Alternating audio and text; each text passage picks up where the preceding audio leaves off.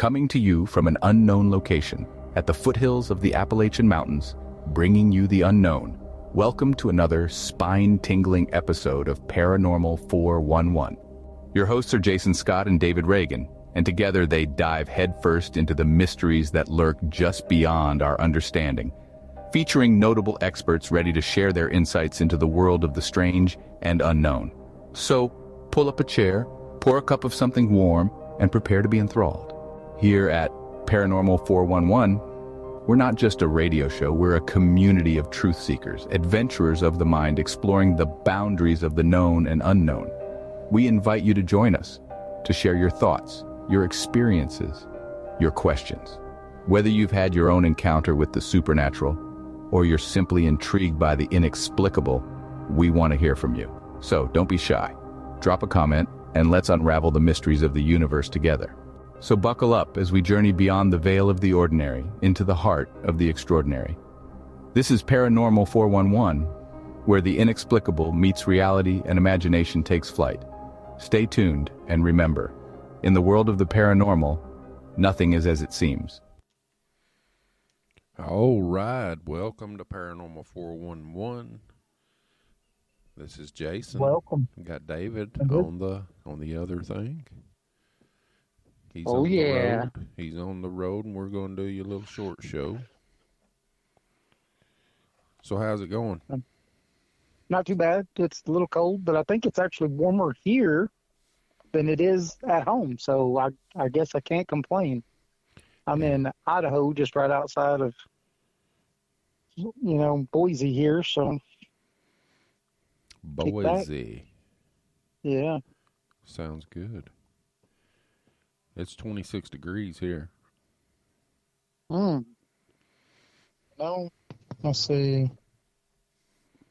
Maybe pretty close to the same here. Nope, I can't say that. It's 37 degrees here. Ah. So 37 degrees. Not too bad. Remember, next Saturday we're going to be live at 8 p.m. Going to have Lori Hines on the show.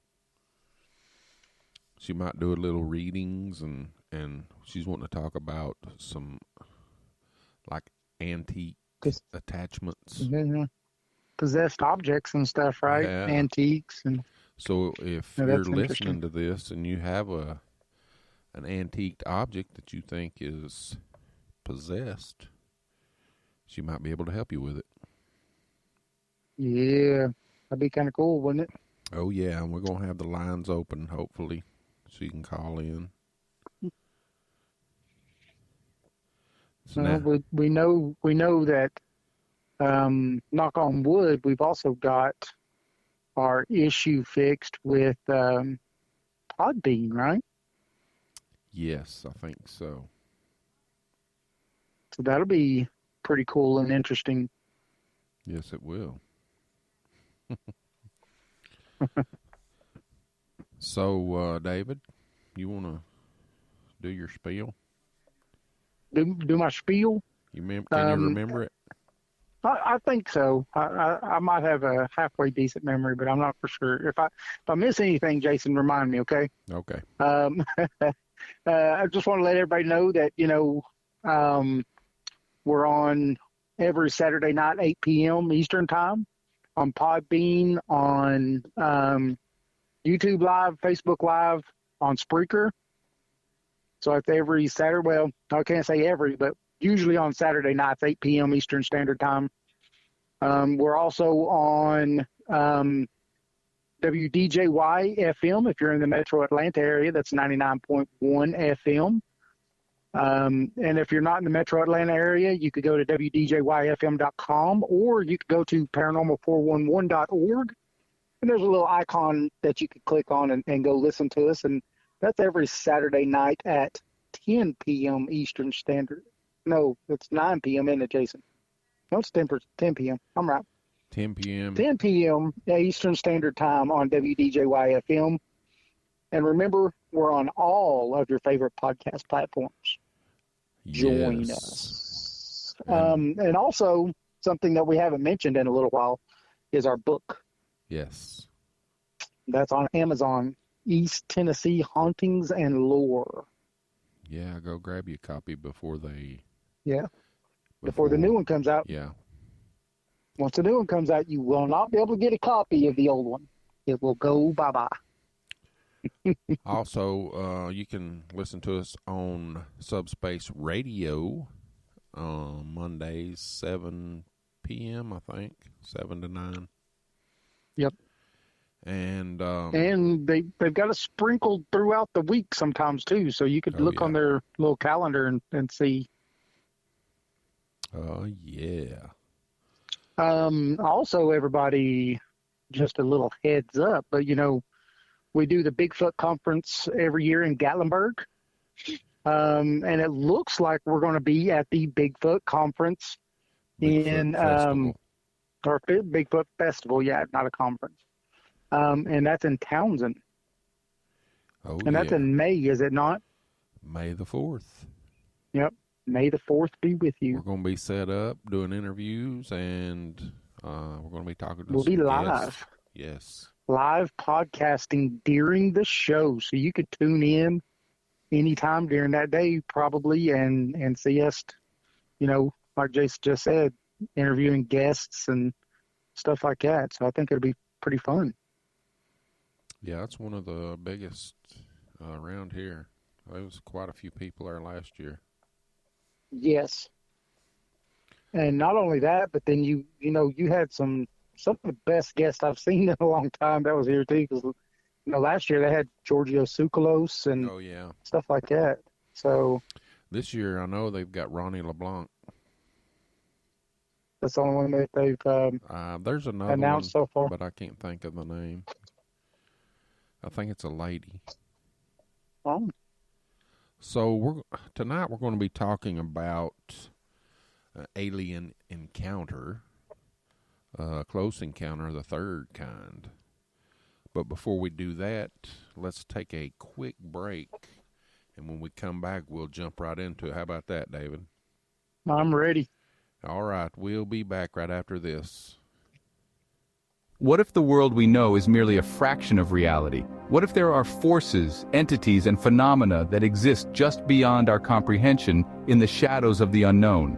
Welcome to Paranormal 411, your gateway to the unexplained and the downright chilling. Imagine, if you will, a quiet, sleepy town tucked away from the hustle and bustle of the city. The locals tell tales of a house atop a hill where strange lights flicker and eerie sounds echo in the dead of night.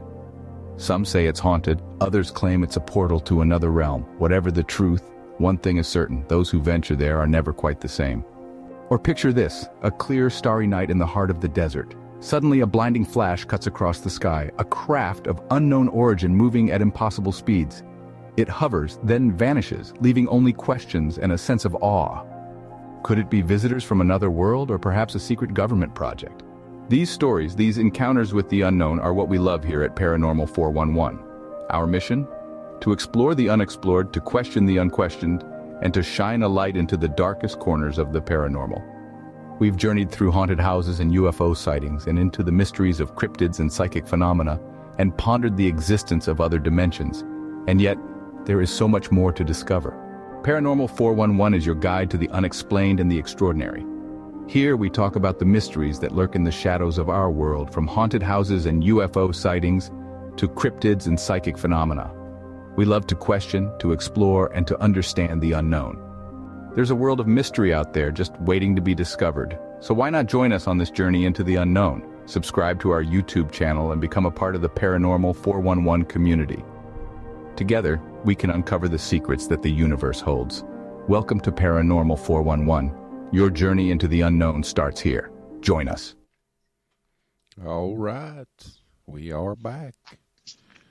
Join us. Yeah, how you like them little ads I got going? I love those things. They're awesome.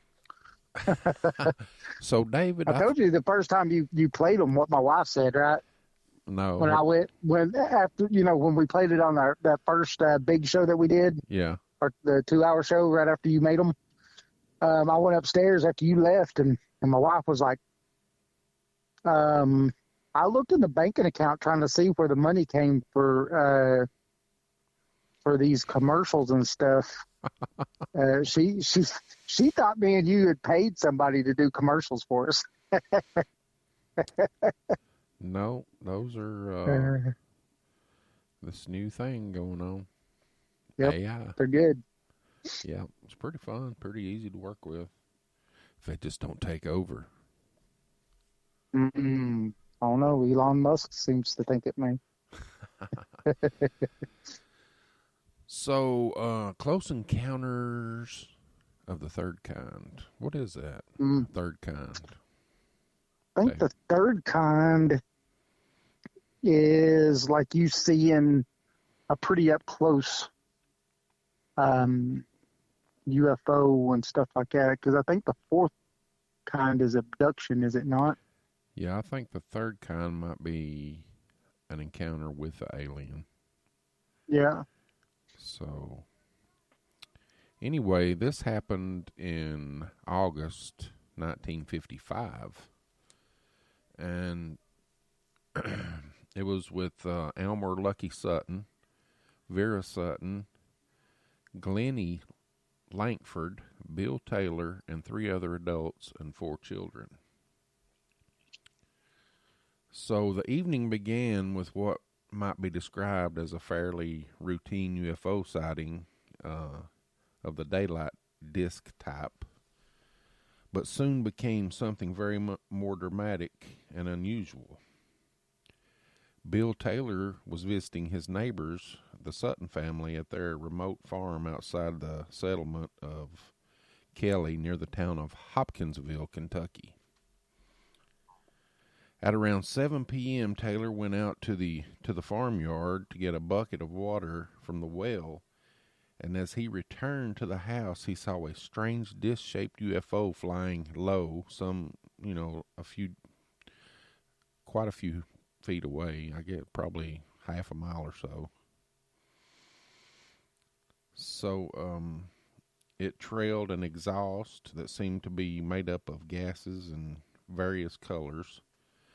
As Taylor watched the UFO, it stopped, then floated down to disappear behind a line of trees and apparently land in a dried-up riverbed. So Taylor hurried back into the house to tell the 6 adults and several children of the Sutton family about what he's seen. They didn't believe him, and Taylor dropped the subject. I think this one was on Project Blue Book. I was gonna say, is this the one where? Never mind. I think you're right. Yeah, where all of them went out there shooting at it and all that stuff. Yes. So about an hour later, the farm dogs started barking. Taylor and Elmer Sutton left their supper to go to the kitchen and look out across the farmyard. They both saw on the far side of the yard a bizarre apparition. The figure they saw was about 3 feet tall, walking upright on short legs with very long ape-like arms. The creature's head was disproportionate and large, with enormous pointed ears, bulging eyes, and a slit-like mouth. Even more unnerving was the soft, slivery glow that it emitted from its body. Yeah. It was joined by several more and then began to wander apparently around the farmyard. So Elmer and Taylor, being robust Kentucky farmers, picked up their guns. I would probably maybe do the same thing if I seen that. I would definitely be armed, and then I'd walk out like, "What you want?" Yeah, that's what No, they did. Stranger, you're trespassing. It says they shouted. He shouted and challenged the beings, and one of the aliens then turned toward the 2 men and ran at them with its arms held above its head. Oh, gosh.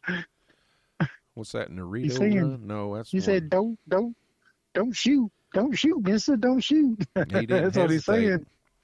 He didn't Don't shoot me. hesitate, though. He raised his shotgun and Oh, blasted no. the creature at point blank range. Oh, no. The impact of the shot knocked the creature flying backward, and it laid motionless on its back for a moment, then scrambled to its feet and ran off seemingly uninjured. He had a bulletproof vest on. Yeah, he had them clothes them deer wear when you hit them. That's it. Yeah.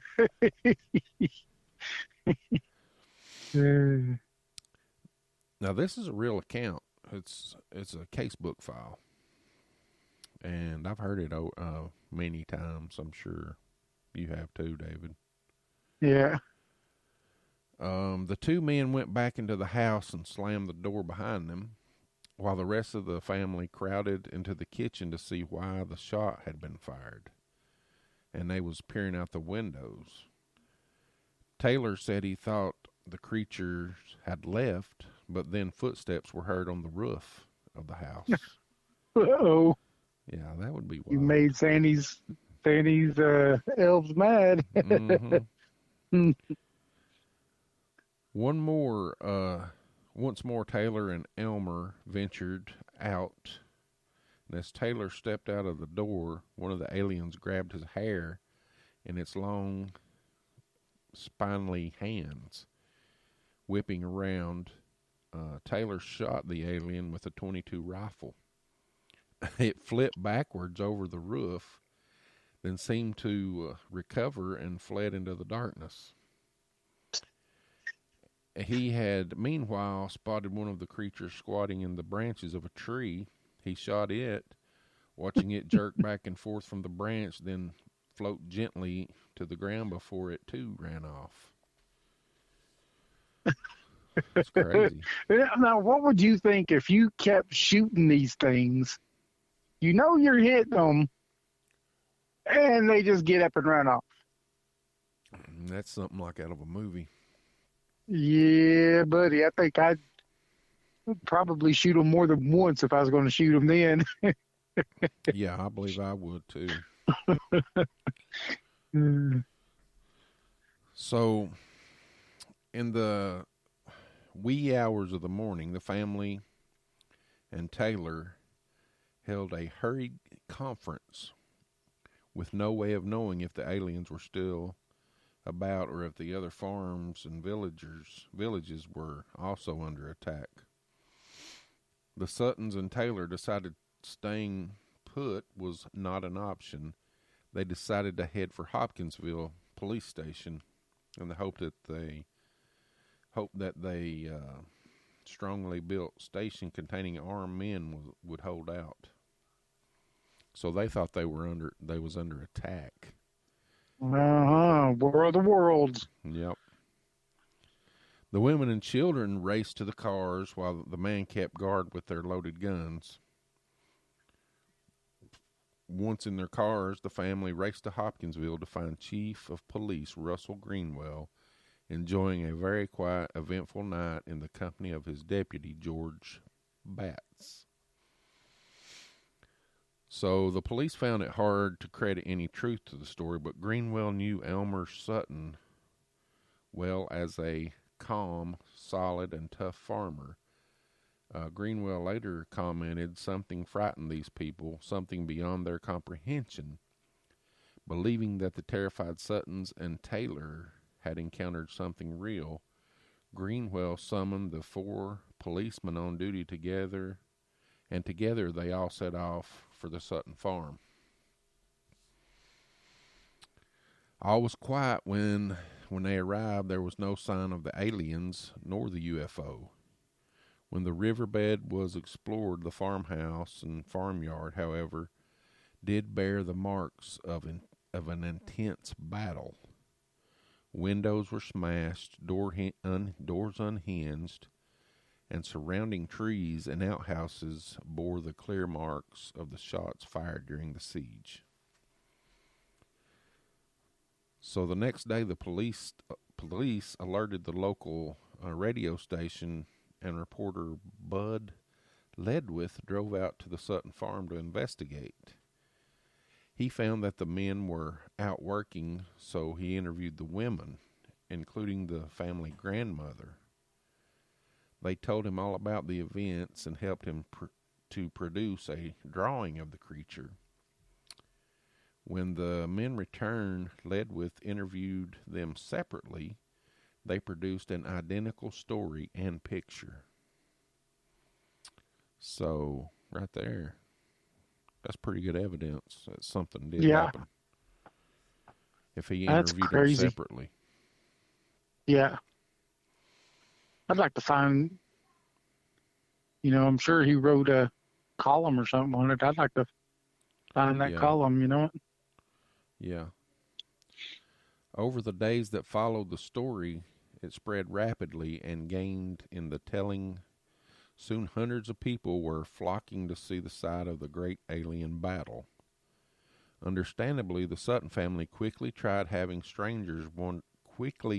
was tired of having strangers wandering over their farm, damaging crops and taking photos. So Elmer blocked access and chased off the sightseers with threats. Despite coming in for endless teasing, some unpleasant comments, and a good deal of ridicule, the Suttons and Taylors never changed their story. They remained convinced that they had been under attack and that they'd been lucky to escape with their lives. So, that's the story of Hopkinsville, Kentucky. What do you think? That's insane. Yeah, I think that's insane. And if I'm not mistaken, that is the same story that was also on Project Blue Book TV series. Yeah, I'm pretty sure it is. But it said the kids saw something, Mm-hmm. That the kids saw this creature. But it's exactly the same story. What do you think? Yeah, that's crazy.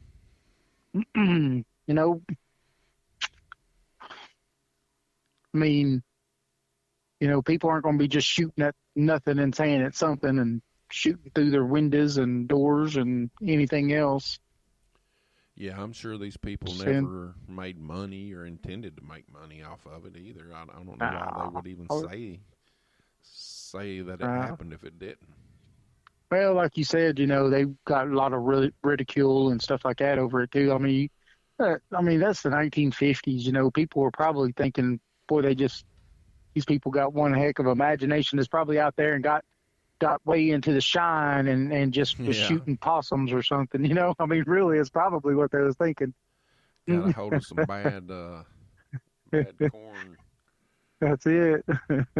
They got a hold of the wrong shine bottle. That was really something that was turpentine or something. No, I mean, you look at, other people talking about being abducted and things like that. And for some reason, these things were just kind of come after them while they were awake, which is kind of weird, I guess. Yeah. But I've never heard them, coming after you during the daytime. No, it's Betty and Barney Hill. That was nighttime, but they kind of realized they were being, something was going to try to get them after a minute or two. But then they had, 2 hours or so of missing time. Mm-hmm. And so, I mean, that's another case where people knew something was happening, but, that's as far as it went, I guess. Yeah. The description of it kind of seemed like it was like a monkey. The way it was swaying back and forth in a tree. Yeah, and it had long arms and really short legs. Yeah. Kind of weird. Yeah, that is weird because that doesn't really fit the normal gray alien that you hear about. Said it had big ears with a slit, big eyes and a slit, which that's kind of alien-like, but the long arms and the swaying back and forth in the tree, that's kind of weird. Yeah. Like you said, that's more monkey-like. That's interesting. It is. Well, go ahead. That could be just a different, since it happened a very, a different way than what we're used to hearing in a lot of others, and the description of these things are different. It could be just a different species of alien. We don't know how many may be out there, so. According to some people, quite a few. Yeah. Yes. So, oh well, we hope you enjoyed this little story, right, David? Yes, and thank you for listening. Yes, thank you for listening. And again, this Saturday, 8 p.m. Eastern Standard Time, we got Lori Hines coming on. Yes, Lori Hines this weekend. Next weekend. This weekend. Next weekend. Not tomorrow, but next weekend. Yeah. The 27th. Yes.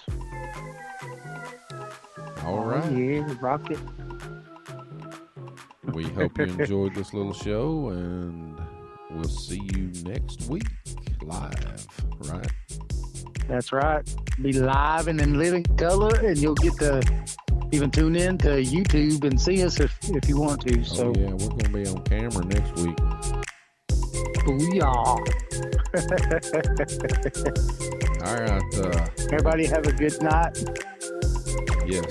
Good rest of your weekend. If you're anywhere where this big storms have hit, be safe. Yes, be safe. All right. Good night. Good night.